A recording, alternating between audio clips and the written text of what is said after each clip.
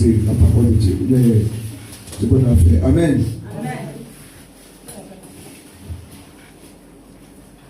Le livre de Deutéronome, combien? Verset 5 qui parle de Alléluia, sortir de la malédiction pour tomber vers la bénédiction. C'est ça, non? De la malédiction à la bénédiction. Et vous savez que dans nos situations, dans nos familles africaines que nous sommes, surtout ivoiriens, nous savons que nous sommes la plupart d'entre nous sous la malédiction. À cause des liens de nos parents. À cause de l'adoration de nos parents. Écoutez-moi bien. Je vais l'ordre de Dieu apprécier seul. Normalement, c'est juste, je vais vous parler juste un peu. Je n'ai pas eu le même conseil comme la fois dernière. Je vais vous prêcher même l'évangile. C'est mieux. Alléluia. Amen. La plupart d'entre nous sont sortis dans les sources de la malédiction. On a nos parents qui ont adoré. On a nos parents qui étaient des combien. On a nos parents qui vivaient dans la boue, parce que c'était des torseaux. On a nos parents qui vivaient dans les bois sacrés. Et tout ça là, nous on était ignorants, on les suivait aveuglément. Et sous cette malédiction, on a quitté le village, on est venu à Abidjan comme des citadins. Et nous sommes encore en train de subir malheureusement les mêmes liens que nos parents qui sont allés activer avec ces esprits-là, les mêmes liens nous suivent là où nous allons. Dans le mariage, c'est comme voir qu'une femme aujourd'hui a un homme avec lui, mais elle ne se contente pas de cet homme, elle sera quelqu'un d'autre. Parce que sa source là vient de là. Quelqu'un est là, on lui donne tout. Au moins il a une maison, elle mange, elle boit, elle dort. Mais elle ne se contente pas de ce qu'on lui donne. Parce que la source de sa famille là, lui dit, il ne faut pas être tranquille là. Il ne faut pas être tranquille dans cette maison. Il y a mieux ailleurs. Or, le mieux qu'on montre là, c'est le chemin de la perdition. C'est le chemin qui nous amène à la perdition, à la séparation. Souvent, on n'aime pas ce qu'on a. On préfère pour d'autres. Or, l'autre a sa réalité. Nous sommes sous une malédiction. Nous dormons à la malédiction tous les jours. Et Dieu nous a donné la possibilité de changer de vie. Et nous voulons rester dans cette malédiction. Au moins, on a une grâce. Quelqu'un allait à la croix pour dire, sortez. Et moi, je porte vos fardeaux. Je porte votre malédiction. Je porte vos liens dans vos familles. Les eaux, les rivières, les marigots qui dominaient vos vies, je les porte. Je vais les envoyer à la croix, loin de vous, et les transmettre dans le séjour des morts. Par le séjour des morts, ce n'est pas sur cette terre, c'est en dessous. Et je les emmené là-bas. Et il va me couper la gloire qui est en vous pour que vous ne pouvez plus souffrir. Moi, je dis non, je ne peux pas prier. Ah, j'ai trop prié, j'ai trop gêné. C'est que l'église on gêne, c'est que l'église on va même, on n'a pas la paix. C'est que l'église on va, on ne voit pas la bière. C'est que l'église on va, on ne voit pas le vin.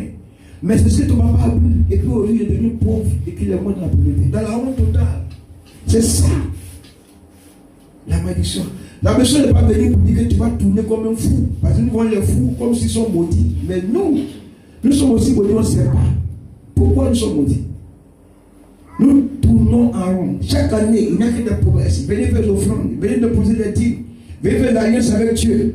Qui t'a dit qu'on fait l'alliance avec Dieu dans vos offrandes de bien dîmes? Qui t'a dit ça? Quand Dieu tisse une alliance avec toi, c'est parce qu'il sait qu'il a une mission pour toi. Et il a une vision pour toi. Quand Jésus venait sur la terre, ce n'était pas fait d'argent. Ça fait de quoi? Venir pour racheter. Il avait une mission, il avait une vision. Mais tu viens à l'église, tu as aussi une mission, tu dois avoir aussi une vision. Pourquoi je ne suis pas là? Parce qu'on est beaucoup ici, c'est vrai, nous sommes des sœurs. Il y a des ouais, il y a des amis, il y a des paoulés, il y a des guerriers, il y a tous les pays. Mais on ne se connaissait pas avant. Mais si Dieu nous a mis ensemble dans un lieu, c'est parce qu'il sait qu'il veut traiter chaque cas, de chaque famille. Maintenant, à nous de nous disposer à recevoir de Dieu.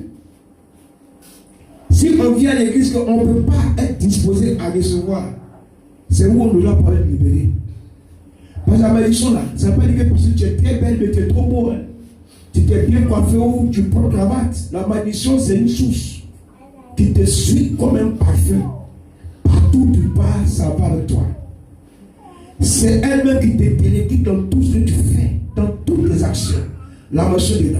Elle dit malédiction, elle dit malheur. Le malheur veut dire malheur qui te suit partout où tu t'en vas. Et tout ce que tu fais est condamné. Parce que te détourne promptement de la volonté de Dieu pour que tu puisses être ce que tu es aujourd'hui. La souffrance, l'amertume. Tu avais un homme aujourd'hui, demain te laisse. Pourtant tu n'arrives pas, tu te donnes pour lui, quand il devient quelqu'un qui t'abandonne. Mais c'est bien tout, c'est la malédiction. Peut-être à un moment, elle a eu 3 maris. Elle a eu plusieurs maris avec des enfants différents. Et tu es en train de ressembler à ta mère. Tu es en train de ressembler à ton père, soulard. Il fait que boire seulement. Non, je fais tout, mais je ne peux pas goûter la boisson. Mais la boisson qui comment? Qu'on a la volonté de quitter. C'est pas qu'on va laisser coucher dedans. Ça veut dire qu'il ne peut pas aller boire aussi à la plage. Tout le monde amène à la plage. Mais la loi de Dieu nous exige à ne pas nous mettre là-bas parce que c'est la compromission. Là-bas, c'est notre vie. C'est notre esprit là-bas. C'est un fondement là-bas. C'est pas des lieux que quand le chrétien part, tout le monde trouve que c'est pas bon. Et quand tu t'en vas, tu as pu aller là-bas, imagine un peu, assois-toi, réfléchis toi-même et regarde derrière toi, regarde dans le miroir. Est-ce que ton père, ta mère n'était pas comme ça? Et si ton grand-père n'était pas comme ça? Peut-être tu n'as pas la grâce et cette possibilité de voir ton grand-père, mais ton papa et ta maman tes aveux.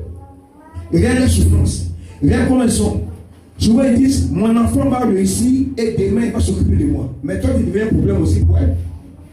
Il faut dire amen à quelqu'un. Amen. Allez, est-ce que quelqu'un comprend ce que je dis? C'est pourquoi beaucoup ne viennent pas à l'église. Parce que les gens qui ne viennent pas à l'église, il y a un programme. C'est parce qu'ils n'ont pas voulu quitter dans ce qu'ils sont.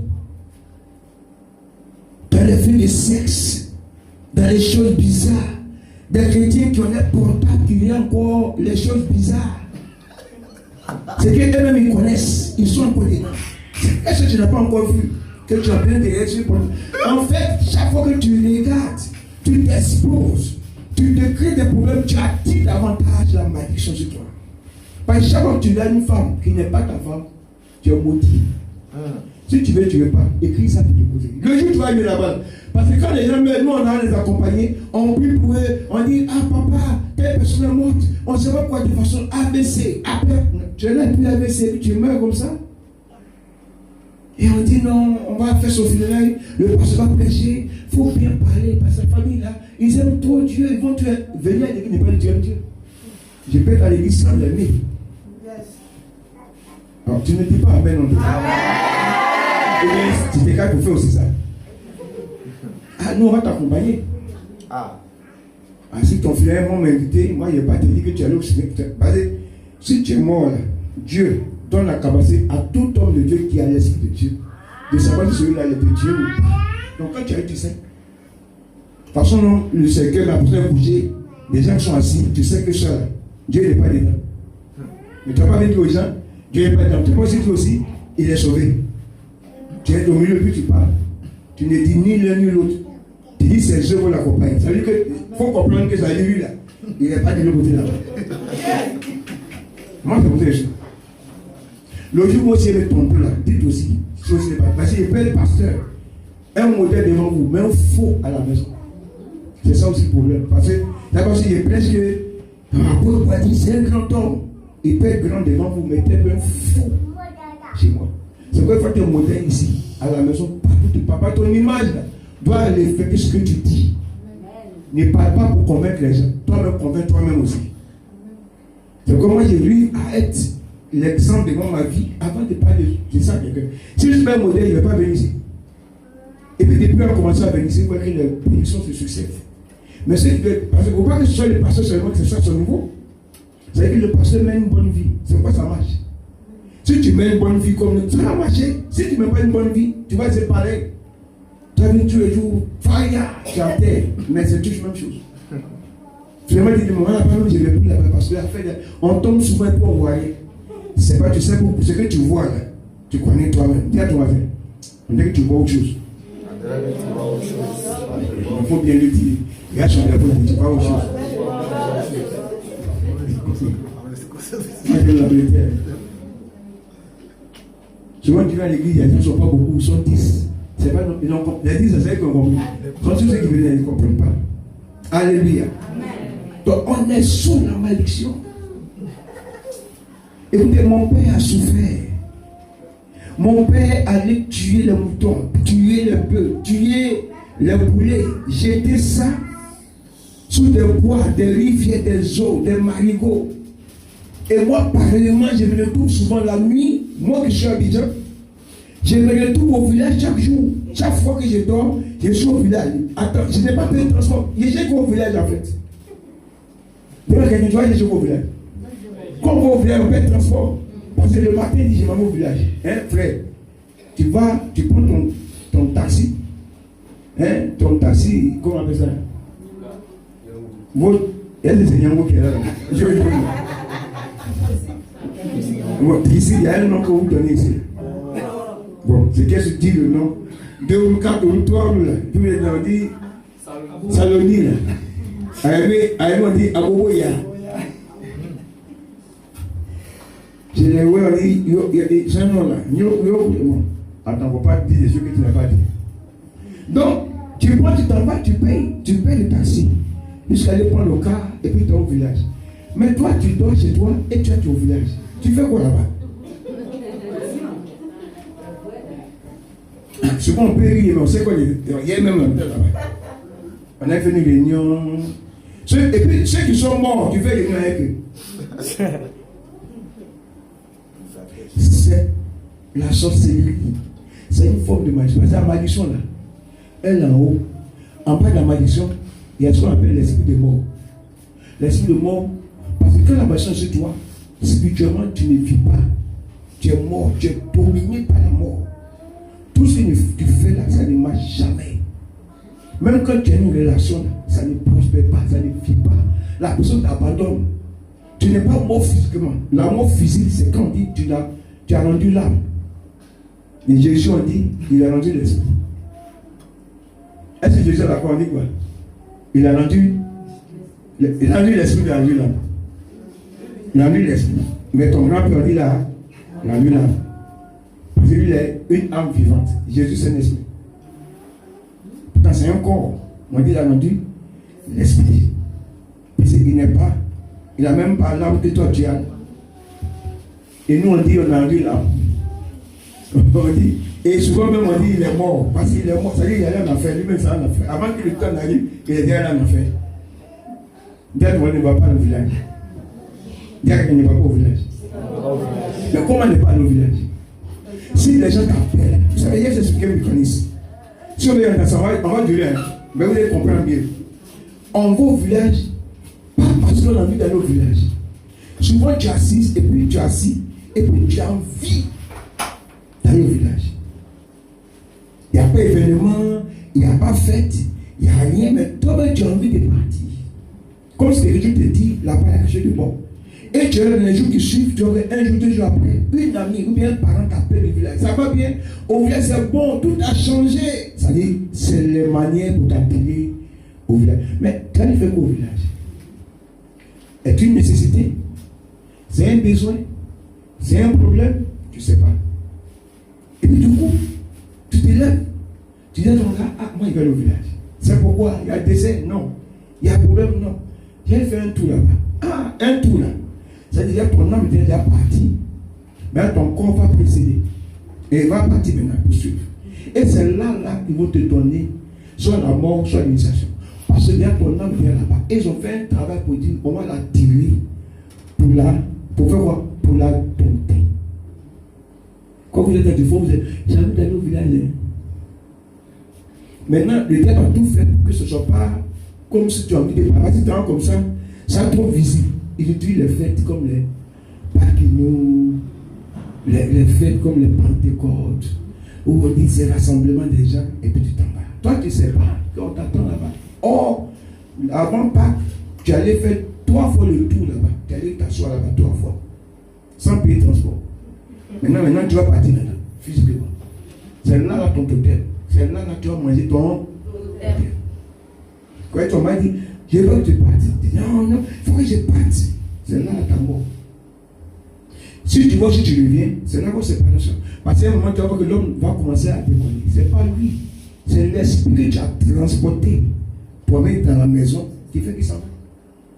Ce n'est pas lui qui veut te divorcer.